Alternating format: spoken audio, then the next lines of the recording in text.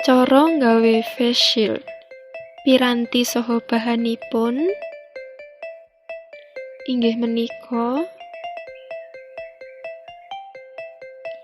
tata caranipun ukur lan kethok map plastik sing sisih kandel ukurane 4x34, raketke kethokan map sak dawane mika bening.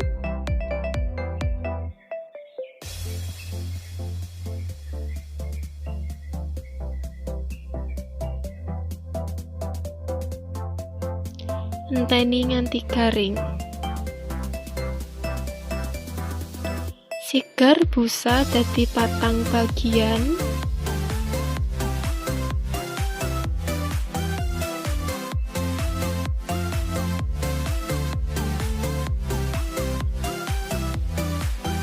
Raketke rong bagian busa ana ing mika.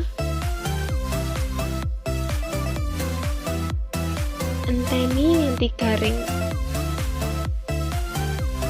Bolongi pucuk map sing wis ditempleki mika.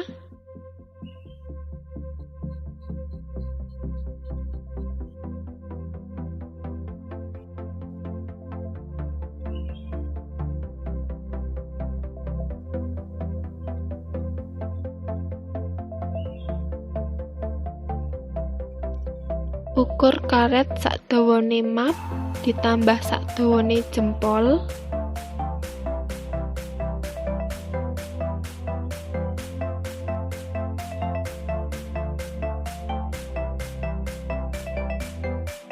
Lebokake ana ing bolongan lan tali karet ing sisih njaba sing wis dibolongi mau.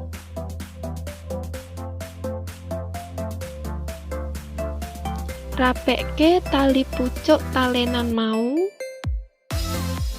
Face shield siap digunakake.